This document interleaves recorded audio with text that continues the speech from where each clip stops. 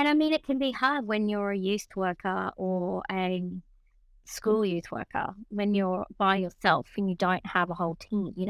Most parishes you're either volunteer or you're 10 hours a week, Yeah. and you don't have a lot of resources. You don't have a lot of much of anything. And I remember going from being in a team, doing 2 years of net, one on a local parish, one in traveling around, really retreat ministry. And then I'm like, I'm ready as a youth worker. And I got a job as a parish youth worker, single parish youth worker. And the first thing I thought was, where's the team? Like, it's me. Welcome to the Huntley Leadership Podcast, helping leaders be a positive catalyst in the people they support, the organizations they serve, and the communities they live. This podcast will make you think, laugh, and grit your teeth with new determination to make your parish or business a place of transformation, passion, and purpose. If you're still breathing, you are powered for impact.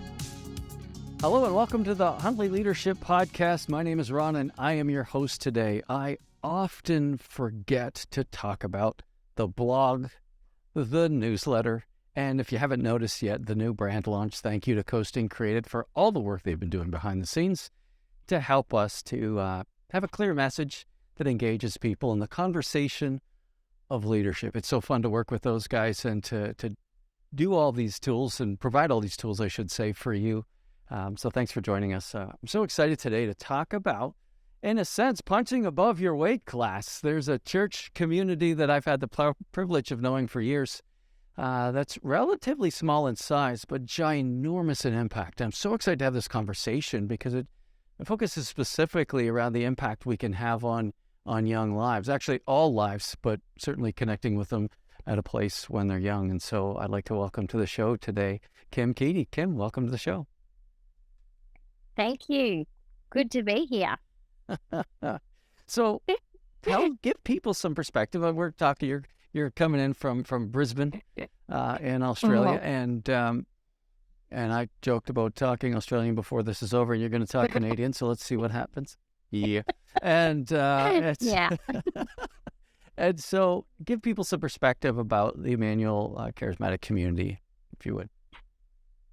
Okay, so Emmanuel Community in Brisbane is probably the first Australian founded charismatic community. Began 48 years ago.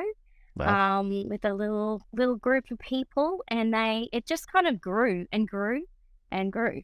And 48 years later, here we find ourselves. We've got about 250 members, and then a lot of partners and friends that come along. And we now call ourselves, I guess, or describe ourselves as a mission community, or Emmanuel is a home for mission, because we have so many of our ministries that are thriving, and we probably spearhead with mission, and just like the church, have a home for mission, which is our community where we find belonging and are known and needed, as we like to say.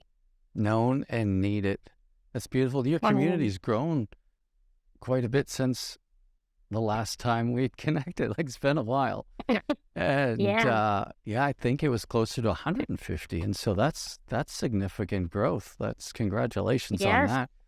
I love that image of a missional home, a missional community. Like, isn't that in essence, like, wouldn't it be cool as parishes if that was our image of who we were, our self-identity as a missional community? Like, we send people. Like what a neat self-image versus we're a place where people come and well, sure, but only to be equipped and sent. That's what I hear in your description. Yes, I think it is a passion that has sprung out of our leadership over the years. And, there's always going to be that wrestle between communion and mission, but it really shouldn't be a wrestle. It needs to be both ends. And you can kind of argue about which comes first, the chicken or the egg. But in reality, we're joining Christ in his mission, which is to renew the church. And I mean, if charismatic renewal is a renewal to renew And originally, the charismatic renewal was not meant to be a movement. It was meant to infiltrate the whole church, as if everyone was had that grace. And certainly now, the Pope Francis is saying it's not a spirituality, it's a grace to be shared. And I insist that you share that with the whole church. So we want to share that grace, because it's powerful and life-changing. The Holy Spirit's life-changing. Amen. Well, so just to put some perspective too, because, you have a community of 250 missionaries in many sense, like people that are just sold out for Christ and to come together for worship, but more than that, in terms of the impact that they feel called to have. And I remember coming there, visiting in Brisbane, and you invited me to come to one of the Ignite Youth Nights, and holy jumpins, I thought, the music was unbelievable. All these young people leading praise and worship, and full-on band, stage, lights. The energy in the room was so high. I was totally exhausted from the flight, of course, but well, I just couldn't get over, because we're not that tough in Canada. I couldn't get over the impact I was seeing, and the number of people and the joy, and like how many people would be at those types of youth events. And was that an event or was that a night? Like, tell us a little bit about your structure in terms of youth. Well, I have 1,000 questions. I want to ask them all at once. That's not helpful. So I'm going to back up, because I am getting really excited. How did you get into youth ministry? Like, what did that look like? At what point? Because I know you lead it now. And so, but at what point did you begin to lead it? Maybe that's what we'll talk about. I began to lead it, when did I begin? About 6 years ago. So my husband, Patrick, was the director of Ignite Youth at the time. So I kind of was the pastoral coordinator and the high school coordinator under him. And then he moved into being the leader of the whole community. And then I became the director of Ignite Youth. So that was about 6 or 7 years ago. What was that like to follow in his footsteps? Like, that's kind of cool. Like, that doesn't happen every day in terms of, Yeah, so we went through a process, a really kind of open process, lots of consultation with people. We were really passionate about, even when you work in the church and you work in the church with your spouse or your family or your children, you always want to work hard to not give them, a fast track into leadership that they didn't earn or they didn't earn in their own right. But also not block. So our principle has always been consultation and having that vulnerability with other people that can tell us what they think, and not push each other into leadership or unless other people are like, but that person can do that job. And so we tried to not push but not block is kind of how we approached it, and we approached that with our adult children that way as well. So we went through that process, and I think because I was probably already like the natural 2IC of Ignite, and I was running a lot of the events. I ran the big national conference that we run in 2 cities in Australia.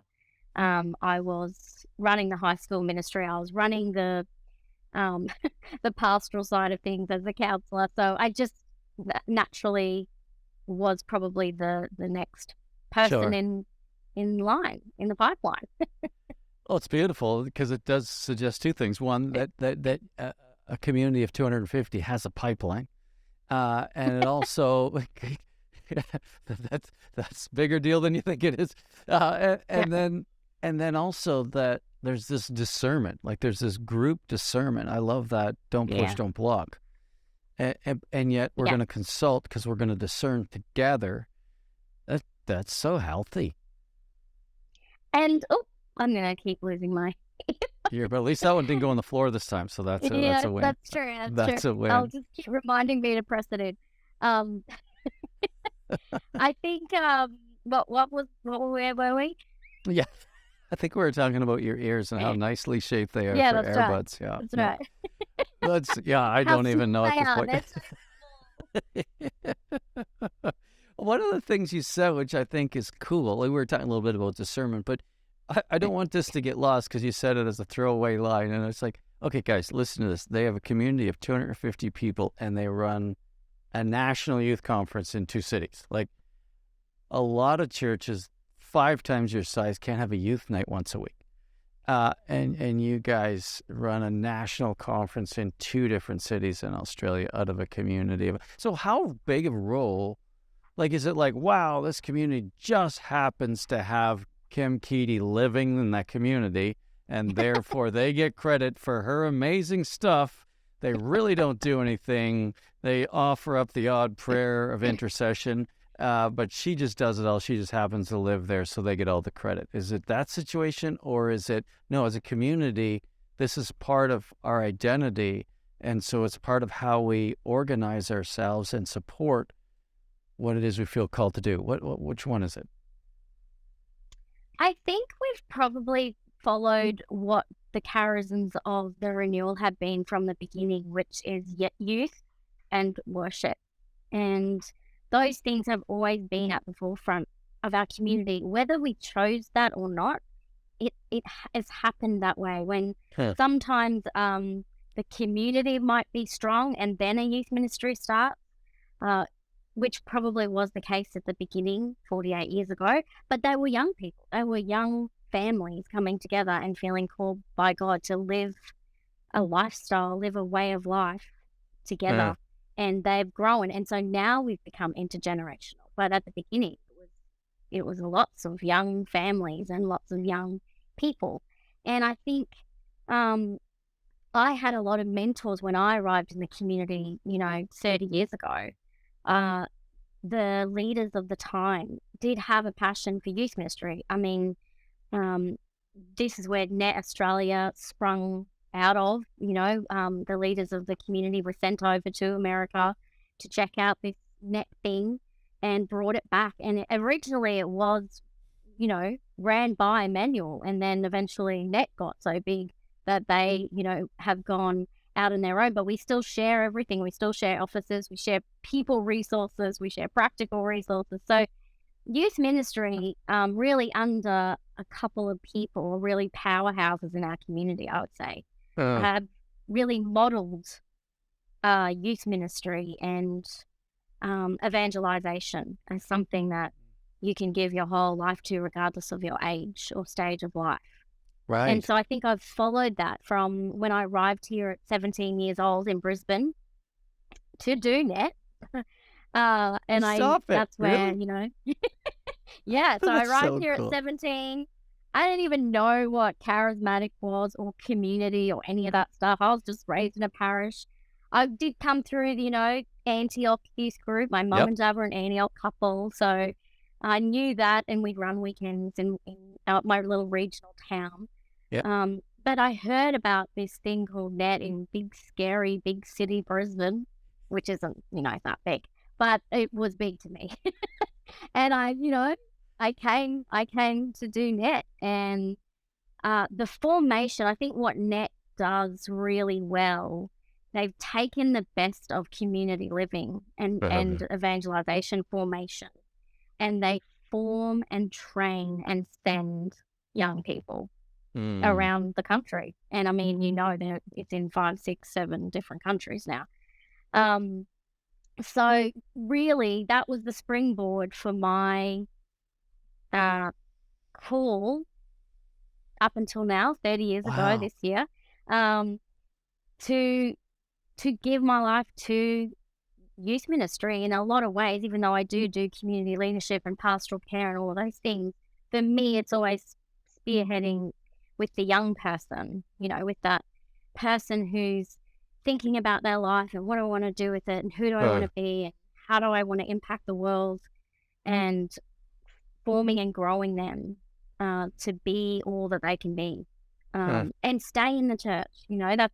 That's what I've done as a mum as well, to make sure that every time things might get hard in leadership or in youth ministry, when I really think about it now, it was the love finding a home or making a home for my children in the church that urged me on to make sure, well, if I don't build this, if I don't keep renewing this, where else can they live out their faith? Can they do that? This is a wayward answer to your question about the conference, but the conference is really, it's 20 years old. It started with a big dream.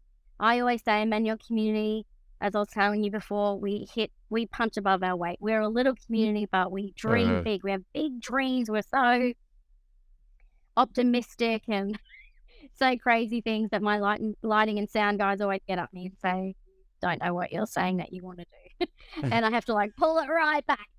But we had a guy who at the time had a passion that we wanted to be, that our worship ministry wanted to be the next, the best Catholic Hillsongs, you know what I mean? And they were running a conference in 2000 or something it was.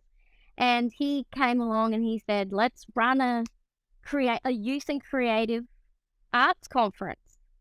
And so we started that in 2001. We had, 116 people or something in a little hall in a church. And then the next year we only had like 86. And then the next year we had 150. And then it just kept growing.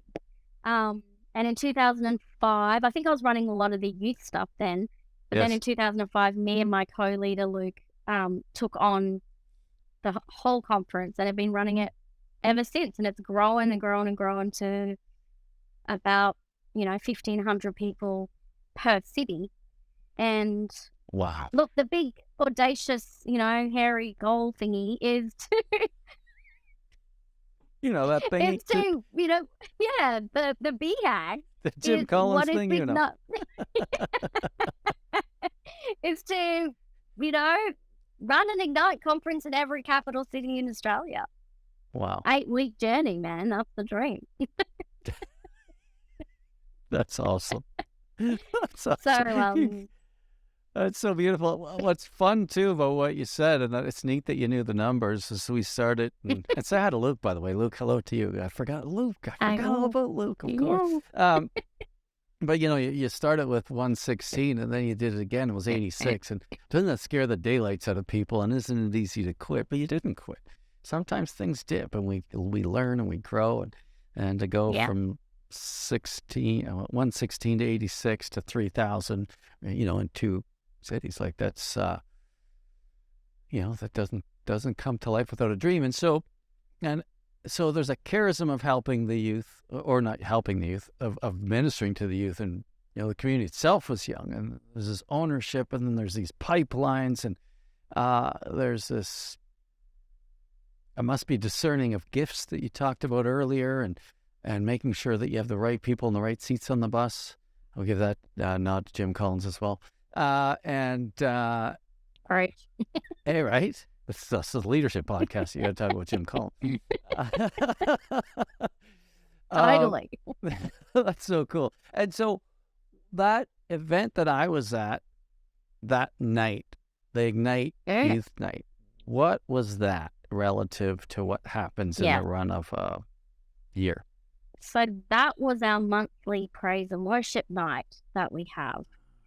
So you can't, I guess for me, you can't have a conference and throw a bunch of young people in a setting that they aren't used to. So the monthly praise and worship nights, the weekly youth groups, the,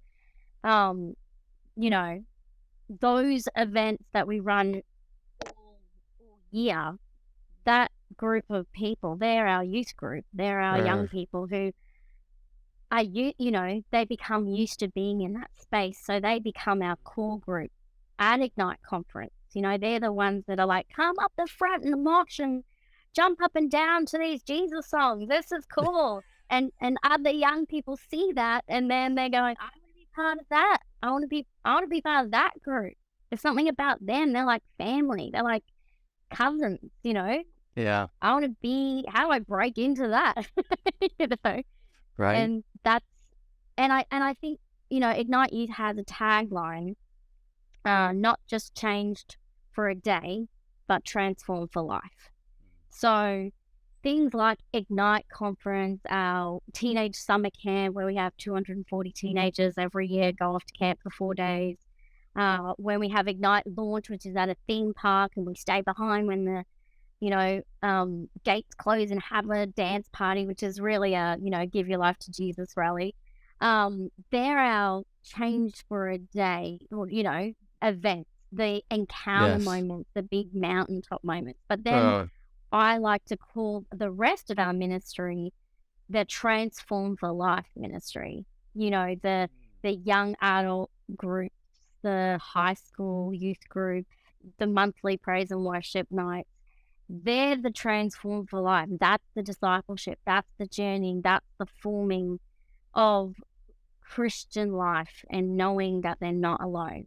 And that's where the real work, some may say it's real work pulling off a national conference, but the real work is the Transform for Life ministry that is our bread and butter, Can you say butter again? Butter. Butter. It's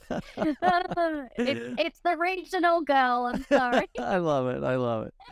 If you talk to someone in WA, it's a different, more English. None of you are. Trust me, I talk to all of you. None of you are. You just think you are. That's awesome. That's it.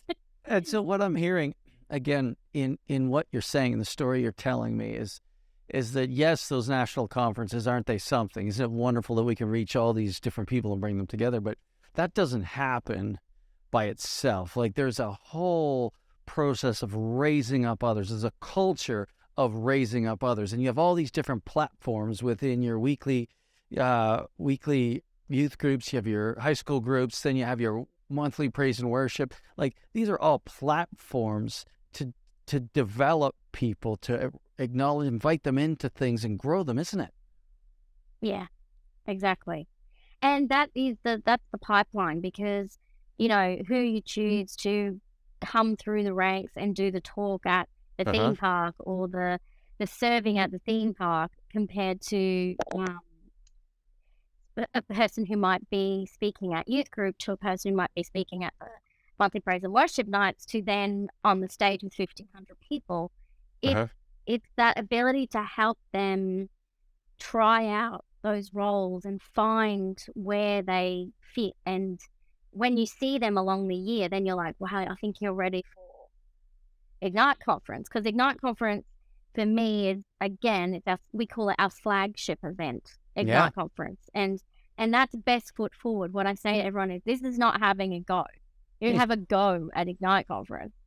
This is the best. And it's not like I deserve the right to have a go and be on stage. It's like, no, this is the best. And I unashamedly do that as a leader, because I'm so passionate about one of our values is professionalism and innovation. And if we don't, the bishops have always said to us, keep setting the bar, set the bar high to inspire. So if, because people can look at that and go, well, if they can do that and they tried it like that, maybe we can. I mean, really, the value is to find new ways of preaching the gospel, right? Ways that we can relate. We have, another catch cry in Ignite Youth is real world evangelization.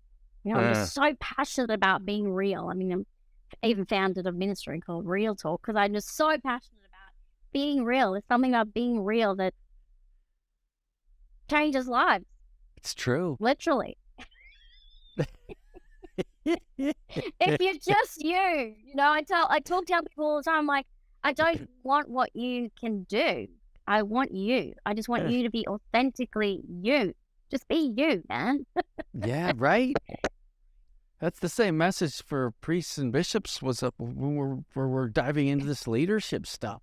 Yeah. It's like, boy, you're not going to find it. You're not going to find this next gear in a book. It's actually inside of you. And the only person that can access it is God. And he wants to bring it out. And it's just when we can trust God that he made us on purpose and that we have value, and that we can grow to have impact that exceeds our wildest dreams. Like, Now you're living in faith. It's just so fun. And what I love about what you're saying, like that's one of the reasons I love using Alpha in parishes, because the leadership pipeline, if done well and intentionally, can be built right into the whole process, which changes the whole church. And what I'm hearing with Ignite Youth Ministry and what you're doing, it's those same principles at work, the intentionality behind what you're doing, the eyes to see people of capacity of what they could do if they were developed and nurtured. Oh boy, out of a church that's 250 big. Like, come on! You said you sent 240 teens camping for 4 days. It's like, well, is that everybody but 10 people in your church? Like, I know you don't get them, but everyone wants to come. It's fun. Everybody's a teenager except me and my husband. And yeah, exactly. All the leaders are like, "We're coming. We're bringing our family." I'm like, "We need more leadership happens." Right? You know. But talk about being a missional community, like. And what wonderful examples of being missional.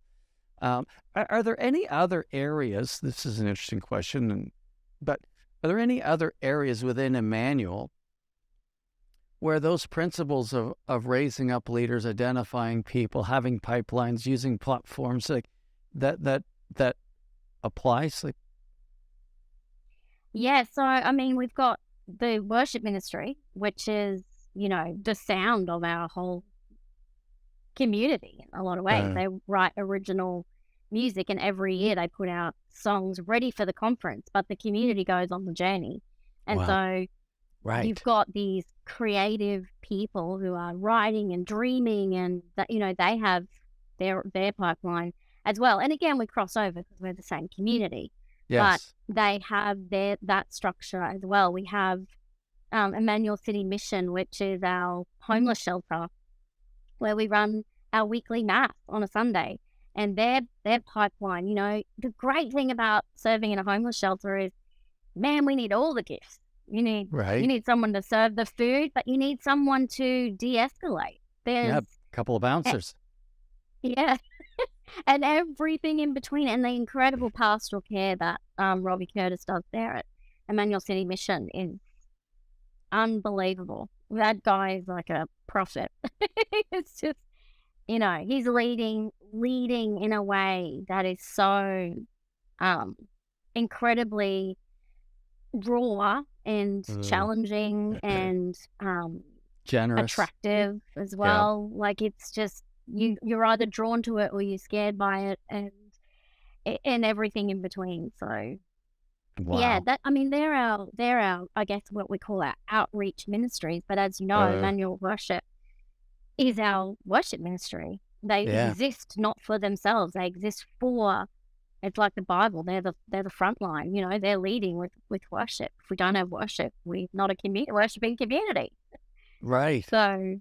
Wow, that's cool. Who plays the organ in that worship band? No organ. Oh, okay, forget it. I'm not bothering. Sometimes organ You just lost me. I'm sorry. Cool. Mainly piano. There's a couple of times you've used the word spearhead, and it reminds me that Pat, your husband, wrote a book called Spearhead, and I want to apologize to him on record. I asked him for a book. He said, "I already gave you one." I said, "No, you didn't." He said, "Yes, I did." I said, "No, you didn't. Give me another book and sign it." And so he did, and I got home, and sure enough, I have two. So sorry about that, Pat. Oh. Now you've got one to give away. That's right. You're going to have to get the book, everybody. It's a really good book. When I think of youth ministry, first of all, I tremble. I'm not called to youth ministry, thankfully. Although I love young people. I do have a couple of kids. They're older now. But I say that I actually love young people. They do intimidate me slightly. Mostly because they don't respond when I talk. Like, I talk to adults and they respond. I talk to kids, man. My self-confidence maybe just isn't high enough for those grade 8s. I don't know. I do. I feel the opposite, honestly. I'm like, put me in front of teenagers. That's just like so real. Nicole's like that too. She's a tutor, and she's so good with young people. I love it. I remember, I gotta still tell this story. It's so funny but I was asked to speak to a group of young people in St. John, Indiana at the school. And so I did, and And I've talked to that age group before, and I know what I'm in for in terms of audience feedback. I've never watched a zombie movie, but I think I got the point. And so, so you have a talk with these people, and they're lovely young people. I was that age once, obviously, and so you finish, and you think, okay, that was not very helpful, but I did what I was asked to do. And so the principal asked me, is there any follow-up that you want to have done? And I'm like, oh, nobody ever asked me that. I said, yeah, I would love it if when you get in class, just maybe ask people, what's the one thing you're taking away? And so I'm thinking, I don't even know what they're going to say. And she sent me their answers. And I cried. I didn't think I was getting through. I had no idea. Wow. And the stuff they took away, I thought, oh my gosh, like they're just my favorite people in the world. All of a sudden, I just didn't know that. Yeah. So anyway, they're all amazing. But when you look at youth ministry, so many churches struggle with it. You know, they're just not that good at it. But I haven't met a church leader, church community who don't have a heart for it. Like they want to love the youth, they want to impact the youth, but they don't know how. How do you go about, and this is probably some of your training with NET and then all the years of experience, but what's your philosophy when you look at young people and maybe the call? Yeah. I think, 30 years ago when I started, someone said, young people are the future of the church, or the church of tomorrow, or something like that. And I think I've changed my thought process and said young people are the church of today. Like they're, if you look at an investment, you look at a young person, they've got years and years and years and years of future. So the investment, to invest in young people is a smart investment, right? Just logically speaking. But I think if we look at youth ministry as it's about young people, it's just about the teenager, it's about whoever it is that you're trying to reach out to, and you look at it as an isolated ministry, this is just, I'm reaching young people. Youth ministry is about young people. It is. But like my favorite word, the spearhead, we're spearheading with young people. But for me, a young person isn't an isolated system. So when I talk of system, I think of my training in family systems therapy, right? There's a system, a family is a system, but the young person is not an individual system. They have all these, they're part of systems within systems. First of all, they're part of the family, the mum, the dad, the brother, the uncle, the grandma, the brothers and sisters. Then they're part of their neighborhood community. Then they're part of their school community. They're part of their parish community. They're part of their sporting community. There's so many people surrounding and influencing that young person and what they think about life, what they think about themselves, what they think about faith, what they think about God. And so if you're going to reach the young person, you have to reach the people influencing them. Because otherwise you're just going to be one. You're going to be one of the systems. But you want to be the system within the system. It's a holistic way. I mean, if you read church teachings about family, it's all about the, family being the first educators, and then the church coming alongside them. And then, it talks about the parents develop active relationships with other people who can help them, is what it says. We're the people that can help the parents. And so when I'm training my youth workers, I'd say to them, you do not replace the parent. Our goal is not to replace the parent. It's to come alongside the parent. And in fact, it's evangelize the parent as well.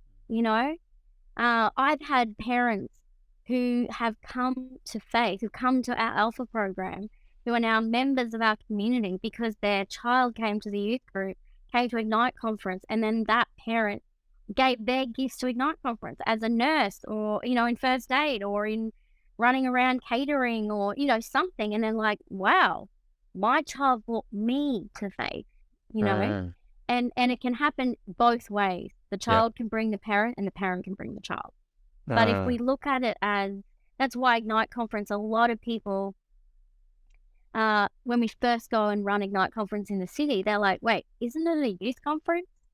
I'm like, well, it is spearheaded with youth ministry and with young people and aimed at them as the first people. But this is a conference for everyone. This is a conference for all the people who are involved with that young person.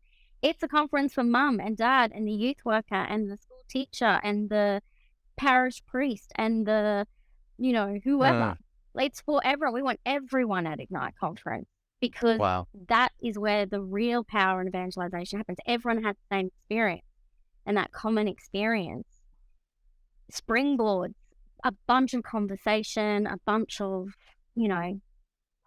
future discipleship, really. There was a statistic I heard recently that I thought, I didn't know that. And I got thinking about it. I started thinking about my friends who are still engaged in the church, but it said the average person commits to faith, like really commits, like a deep transformational commitment around the age of 13. I thought, wow, and I think about myself, I was 15. And my everything changed.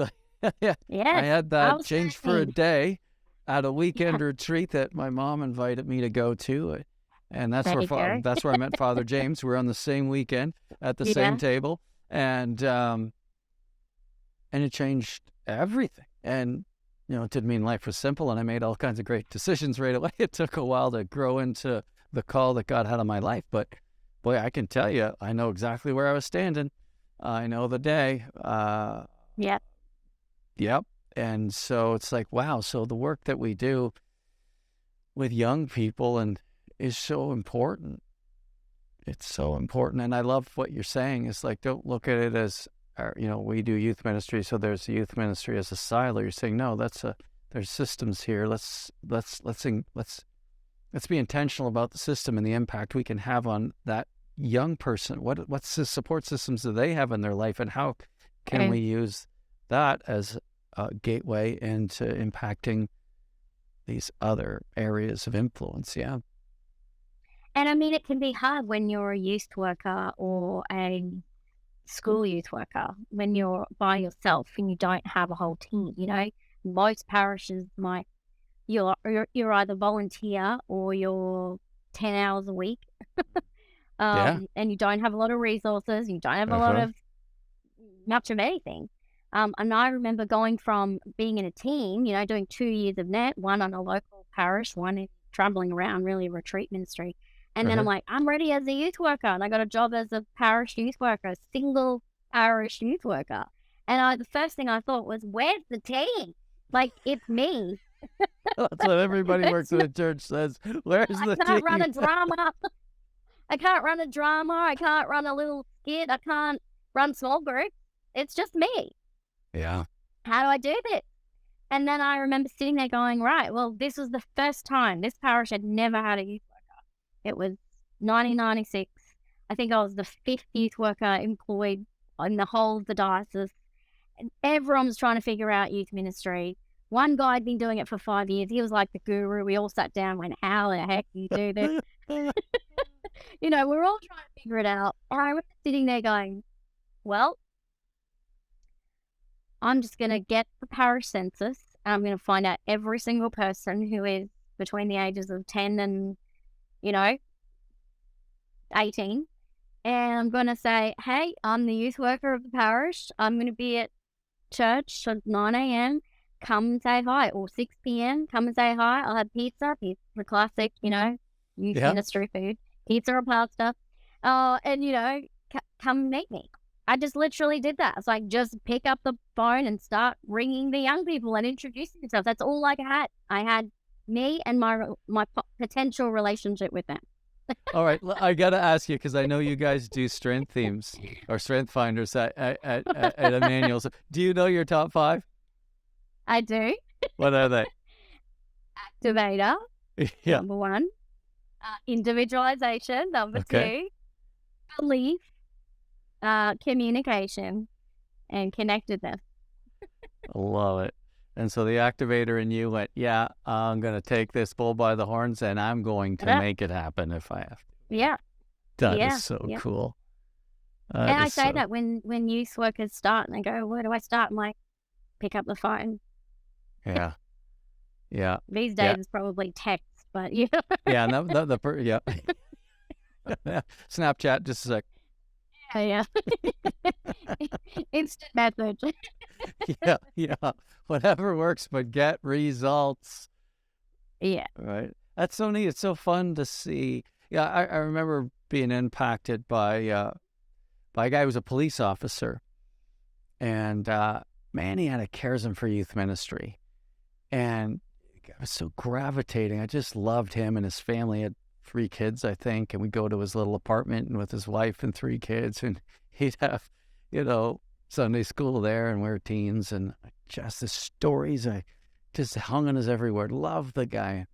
He had a disproportionate impact on young people for most of his time as a committed Catholic man. And then at one point, he just figured he aged out, and so he stopped. And I don't know what he did after that. But years later, I saw him at an event, youth event, with a whole posse of young people with him. And, his hair's white as mine. And, like, Dad, like, what are you doing? Like, what's going on? It's so good to see you in youth ministry again. He said, yeah, I tried to get away from it because I thought that's what I was supposed to do. He said, but it's my charism. And I didn't know if I still had it. And as soon as I started doing it again, the young people flocked to him. And I just thought, it gives me goosebumps, actually, because some people have that capacity, and we might feel like we have to move on. It's like, no, I don't think you do. I think you have to continue to be fruitful. I think you have to continue to do what you're doing, Kym, and that is raise up all kinds of other people around you. Get very strategic and intentional, and just create a movement. I remember one time, because we were teaching people how to have leadership pipelines in their ministries, and we were at St. Benedict, and we had this one guy. He was so good. He's so good at implementing all of these principles. And then one day I asked him about, hey, how's Eucharistic ministry going in your team? He says, I don't do it anymore. And he looked very proud. I was mortified. I'm like, what do you mean you don't do it anymore? He's like, well, I got the whole team set up and I turned it over. And I'm thinking, why? Well, is that what I was supposed to do? I'm like, no. We miscommunicated. I wanted him to continue to take those principles and just continue to influence and grow and nourish and bless. And so, when somebody has a charism and they're growing, I think there's all kinds of ways to continue to stay involved at high levels and grow and just mobilize all kinds of other people around you. I think that's the fruitfulness of long-term leadership in an area of influence. What are your thoughts? Absolutely. And you're right, the timing. I mean, first of all, you've got to get over yourself that it's not just about you, right? Like if someone comes along and goes, so who have you got in the pipeline? It's not saying you're not a great leader. It's actually you are a great leader. And if you stop doing this, we're going to be, I can't really say what I want to say on this podcast. You probably could. But we're not going to be in a great way. So sure. You probably need to make sure that people can do what you can do, or at least, can figure it out. And so you just start taking people along. I think it took me ages as a young person and as an activator. So I love doing. I love doing. Thinking, doing is thinking, man. Like, it's just what I do. And I think I've also realized I don't want to do it by myself. It's not fun doing it by yourself. Right. And so when I see young people, I say, what do you want to do? Do you want to do this? Can you do this? Can you do this? And people are like, oh, but maybe you're giving them jobs and they might not feel loved. It's like, yeah, but it's known and needed. It's not you're just needed. You got to be known and needed. And so and that's that delicate balance to make sure people do feel both. But even now with Ignite Conference, like when I became the director and was still the coordinator, I had to sit down with the team and go, I am the director and the coordinator now. There are certain things I won't be able to do. I can't put the headphones on and lead the rallies and call the main sessions like I was. I now need to network with a bunch of leaders. I can't stay in this space. I can't not think about what's going on outside and what's going on in the main session. So you've been doing this with me for 15 years. You're going to call the rallies now. And everyone was like, what? And, slowly, and even to the point where people were away for 3 or 4 years and they came back. And then I put them in, I'm like, you know how to call the rallies. You're going to call the main session. And everyone's like, wow. And then I remember even last year, I had this incredible guy. He flies over and helps me run the session. And he worked on my staff for years and years. And he just slips right back into leadership. And he's an incredible leader. And there was this really, really young kind of, 20-year-old, and she hadn't seen me the way that he'd seen me. She only knows me as the director. Right. But this guy knows me as the Ignite conference coordinator who can run all this stage and lights and creative stuff and write the schedules and be the show caller, right? Yeah. And so we have this little altercation, me and this guy.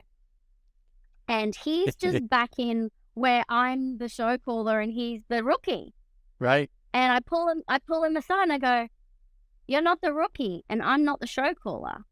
She's the rookie, you're the show caller, and I'm the director. But I said, you can do something that I can't do. You've seen me in this role. I don't have the credibility as the show caller to this person that you have to me as the show caller. You know that I can do this. But if I come in and talk about something that she's never heard me talk about, she's going to be like, why is Kym the director talking about show calling? Like, does she even know anything about this job? And so I said to him, this is where edification comes in. And I've been preaching to my team about this the last 2 years. This is a chance. When there's 3 people, there's a chance for edification. There's a chance for you to edify me as the director, to build trust, to say, you know what? I learned stuff from her, not because I'm like, I want to be affirmed. Affirmation and edification are different, right? I don't need anyone around to be affirmed. I just need the person affirming me. But to be edified, there needs to be 3 people, 1 listening. Right. And that builds trust, She's going to trust me more and go, I didn't know that about you. I didn't know. I'm going to respect that a little bit more. I'm going to respect her a little bit more as the director because she isn't in that role, but she knows it and she might come in every so often and, gently guide. But if she doesn't know that I knew it, she'd be like, why is she here? Right. So I said to him, you are the only one who can do this. You're the only one who can empower her and empower me. Sure. You're the middleman. And it was great because he came back to me later and he said, I never thought about that before. I don't think I did. I mean, I wouldn't have used those terms that you just did as if I should know that. I didn't know that. That's actually really good. That is so preached to me too. That is so cool. And it makes sense. We all have these different platforms, and be intentional about how you use them to raise up others, not just to build up yourself. And so again, a leadership principle when applied makes everybody better. And, and because I said to him, I have edified you. I'm like, this guy's going to come. I trust him. He's awesome. He knows how to do this and this and this. I'm going to edify him in front of the team so that when he arrives, everyone trusts him. Everyone's like, Kym, talk huge about this guy. I'm ready to trust him. I'm ready to follow him. I'm going to do whatever he says. And they did. And so I said to him, I've done this for you. Now you need to do that for me because I'm not working as closely with that person, but I still need respect. I still need to be able to do my role and not feel like I'm coming into someone else's space. So you just keep passing it on, that edification. So it was an incredible insight for both of us because I think as I was saying it, I was like getting it more, right? Like, this isn't in action. This is the theory. That's right. And it worked. And everything changed from that moment. We're only halfway through our first conference at that time, and we've got 2 weeks of living together. And it worked because from that, there was a switch from that moment on. He felt more empowered. She felt more empowered. I felt more empowered. Win, win, win. Oh, I love that. So this is so fun. Maybe this is a great question to kind of wrap up on. As you look at the leadership, the ways you evolved over the years. If you were to take, I don't know, a couple of learnings that are 2 or 3 of the biggest learnings that have shaped you and formed you, what would you say they were looking back? I think the first one is that every person has a place regardless of their age or stage. And each age and stage brings a gift and a power that the other ages and stages don't have. So I was an incredible game master when I was 17, stand up on a chair and run the best, Simon Says there is to a group of kids. Now, if I tried to do that now in my 40s, I'd probably fall off the chair or hurt my back or something. When I'm at summer camp and that little 11-year-old is homesick, that the 17-year-old leader or the 20-year-old leader's voice of reassurance doesn't quite cut it as much as someone my age. He says, right, you're going to be okay. I have, that's a gift I can give now that I couldn't give before. So ages and stages would definitely be, like that guy you're saying, your friend Dan, and there's no expiry date for youth ministry. It's a calling.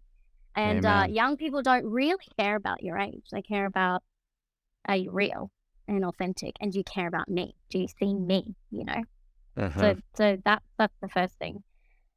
The other thing I'd probably say is lead like you, because I took a long time. I mean, in the early 90s, there wasn't a lot of women leaders. And I was leading with a lot of pragmatic, incredible men, but not a lot of female leaders. There was probably one that I could aspire to be like. And all of us girls aspired to be like her.